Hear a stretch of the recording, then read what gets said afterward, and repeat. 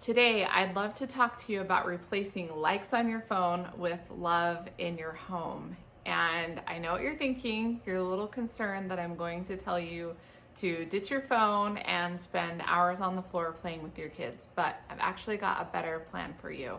I'm going to share 3 R's that will help you develop a healthy relationship with your phone and your kids. Are you ready? They are rituals, rewards, and recharging. So the first one is rituals. What do I mean by that? A ritual is something that you might do daily, weekly, or monthly in a repeated pattern. It's something that you always return to. And in our house, we talk a lot about screen-free rituals. So when you look at your family, think about what those might be. What are the daily patterns and habits that you have already established or you want to establish? And how could you make those screen-free? Things like family dinner, going on a walk, Saturday morning chores, family game night, things like that are all rituals that in today's world we have to make a concerted effort to make them screen-free. So I want you to think about what are those sacred hours and spaces when everyone can set devices aside and really spend time connecting as a family. You can also create personal screen-free rituals that will help you build some personal boundaries around your screen time. One thing that I love to use and think about are my daily bookends.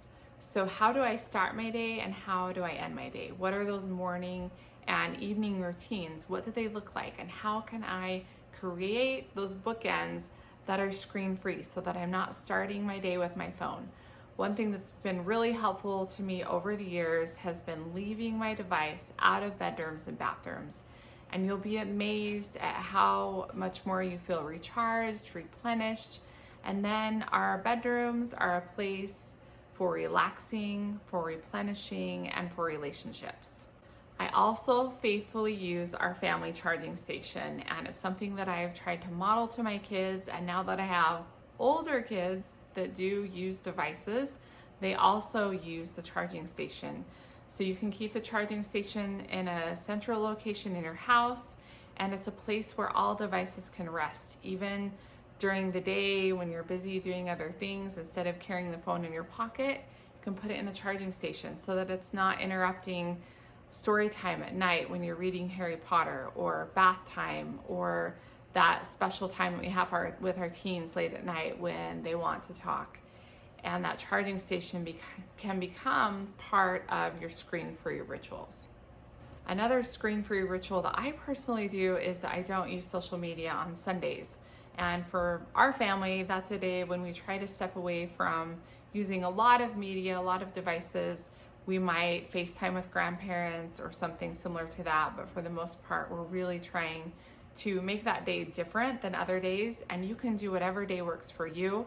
I know Tiffany Schlane, who's the author of 24/6, their family is Jewish, and so they actually do a tech Shabbat from Friday at sundown until Saturday at sundown. But really taking some time to step away from technology at least one day a week and using it differently can help you create those screen-free rituals. The second R to help you replace likes on your phone with love in your home is rewards. And you might be thinking I'm talking about rewarding your kids with screen time, but that's not it at all. In fact, it's just the opposite. I teach parents to reward their kids with their time, not screen time. When portable screens became mainstream, a lot of parents were turning to reward charts to somehow tame the tech and keep everything under control because it worked really well. But unfortunately, this gave screens and devices way too much power. And instead, we want to reward our kids with our time. So you might be thinking, what does that look like? I'm a busy mom. I don't really have time to just sit on the floor and play for hours with my kids. And I want to challenge that and let you know that honestly, I think you'll be surprised giving our kids undivided attention, even for small amounts of time, goes a really long way. And so if our kids are battling through some homework, or maybe they're even doing something on a device, or they're completing some chores, we can always talk to our kids and say, hey, let's work really hard for 30 minutes and get this done. And then let's go jump on the trampoline together, or let's play a game together. And I challenge you to try this in your home, to try rewarding your kids with your time over screen time. And I think you'll be surprised to see how much they would rather spend time with you than with a screen. The third R to help you replace likes on your phone with love in your home is recharging. And what do I mean by that? I'm talking about healthy, screen-free recharging. And one of the best ways that I found to help my family do that is just to sit down and have a conversation together, a brainstorming session where we actually created a huge list of things that we could do when we're bored, when we're tired, when perhaps somebody's had too much time on a screen, whether that be school or consuming content. We can instead turn to that list of things that we made together, things that we can go do outside, like jumping on the trampoline or going on a hike, things that we might love to do inside, like playing the piano or playing the guitar or reading a book. And sometimes in our fast-paced world, we've forgotten how much pleasure and joy those slow-paced activities can bring us, and especially for our kids that need to learn to be bored and need to learn the skill of resilience in such a fast-paced world where technology is everywhere. And it's a skill that we have to teach our kids, so we can talk about recharging. What does healthy recharging look like? And then we can model that as parents. And I know it's a conversation we've had with our kids where we also have to respect, certain hours of the day where we're not turning to a device just to numb ourselves or to escape.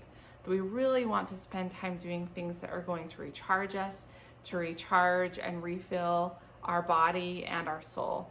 As parents, this is something we're going to have to teach our kids. We're going to have to encourage them to spend time away from devices and to have time to just let their minds wander. And there are so many other things that are vying for their attention. These big tech companies are after their attention, and it's our job as parents to help preserve their childhood.